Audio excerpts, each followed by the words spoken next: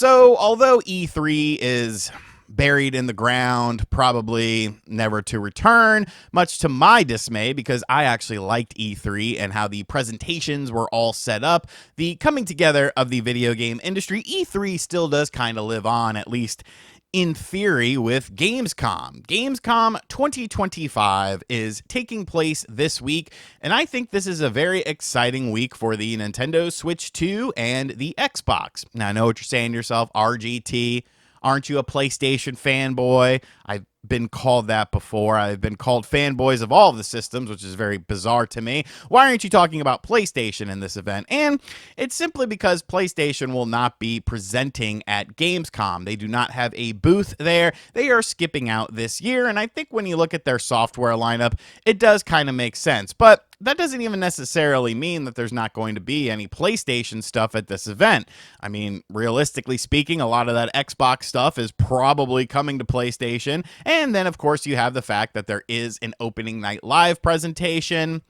hosted by our friend Jeff Keighley that will probably have some PlayStation related events and games involved in that. But I do think this is a very exciting week when you're talking about the Nintendo Switch 2 and when you're talking about the Xbox. Now, talking about opening night live, that will be taking place on Tuesday at 2 p.m. Eastern time because it's night where they are. It's just the afternoon where we are. So, I mean, that's pretty convenient to me. I kind of like that. And while this is a Jeff Keighley presentation, my good friend and yours, that doesn't mean I don't think there can't be some interesting things there, especially things that pertain to Gamescom 2025. When you look at the year of 2025, there are still games that we know are coming out this year that don't have release dates. One that definitely comes to mind for me is, of course, Final Fantasy VII Remake Intergrade. That game is releasing on both the Nintendo Switch 2 and the Xbox systems,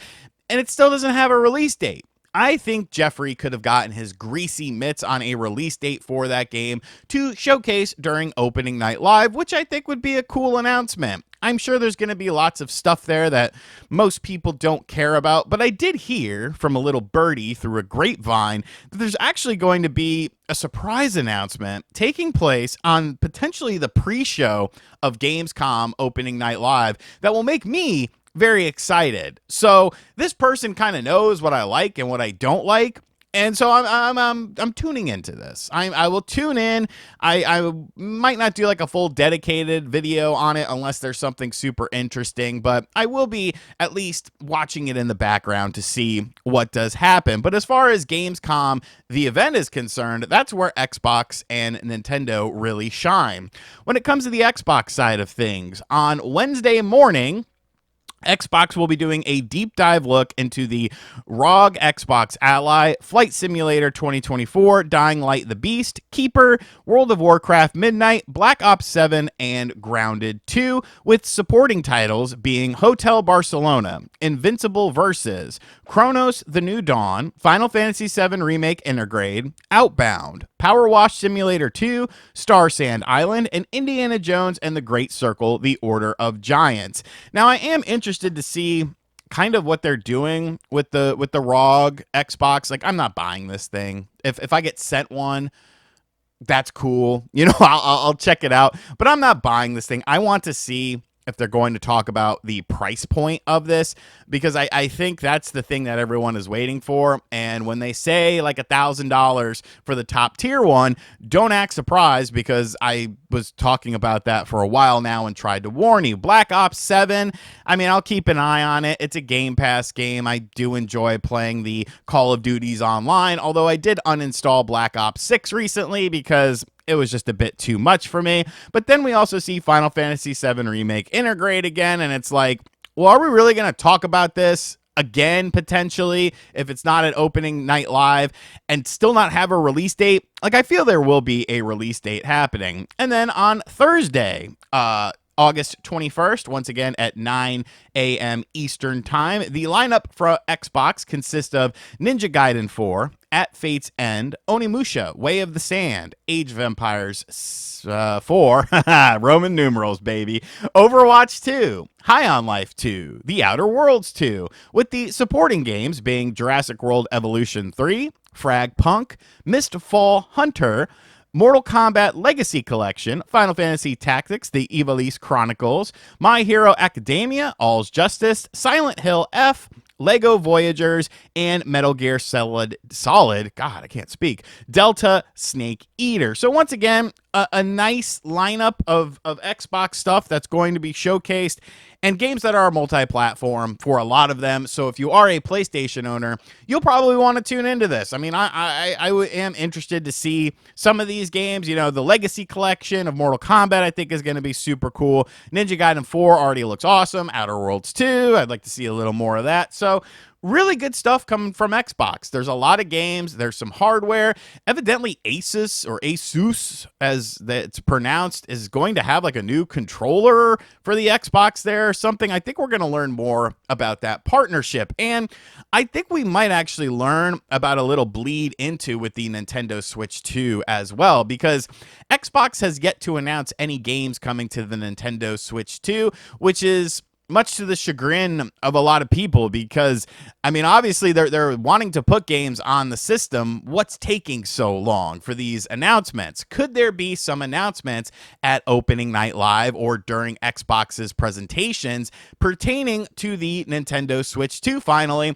I think there is a decent chance for something like that to happen, especially considering they're in the same room together. This is the first event since the launch of the Nintendo Switch 2 where both Xbox and Nintendo are represented on a show floor to this magnitude. So I do think that there is a chance for something like that. But speaking about Nintendo, we know their Gamescom lineup, and there's lots of interesting things here as well. They're going to have demos for the following games: Metroid Prime 4 Beyond, Pokemon Legends ZA, Hollow Knight Silksong, Hades 2, Elden Ring Tarnished Edition, Borderlands 4, Final Fantasy VII Remake Intergrade, Donkey Kong Bonanza, Mario Kart World, Super Mario Party Country Bear Jamboree with Country Bear Jamboree TV, FC 26, Cyberpunk 2077, and Nintendo GameCube. And when you look at some of those games, obviously a game like Donkey Kong is already out. A lot of people have played it. A lot of people have beaten it. I'm one of those people. You know, something like Mario Kart World, Cyberpunk 2077. Obviously, the more interesting stuff has to be Metroid Prime 4 Beyond, Elden Ring Tarnished Edition, Final Fantasy VII Remake Intergrade, and really by extension, Hollow Knight Silksong. Because once again, we're talking about games that we know exist that are going to be demoable on the floor, but don't have release dates. Could maybe Elden Ring also get a release date during opening night live? I think there's a chance, because, you know, I feel like from the perspective of, you know, the people running the show floor, like the people working for Bandai Namco, or even by extension Nintendo, when you have these demo booths, there's going to be people that are coming up to play the game, probably some very long wait lines as well. And there's always someone there to kind of like tell you about the game and kind of guide you if you get stuck or something like that, or kick you off the sticks if you've been playing for too long. Don't you think that person is going to be constantly harassed by every single individual? Hey, when does this game come out? When does this game come out? Like, it just seems weird to me to have such an you know, an interactive demonstration, unless there's not going to be any representatives at the booths there. But it just seems kind of weird to me to have these higher tier profile games for 2025 that still don't have release dates, that people are obviously looking forward to, people are obviously going to have a lot of questions about at Gamescom, and still not have any release dates. I don't foresee Metroid Prime 4 getting a release date before, you know, the show floor opens up or anything like that. Opening night live is kind of like the kickoff to all of this stuff. But some of these other games like Elden Ring and stuff like that, like I don't see why they couldn't have something there. And when you think about it, this is just the stuff we know. Now, I'm not expecting anything major in terms of like surprise announcements or anything like that. I think that's kind of silly to think about, because obviously the mentality for the video game world has kind of shifted. more so to doing our own events than saving things for certain events or stuff like that. But I do think some smaller companies could have some interesting surprises, maybe some remakes or remasters.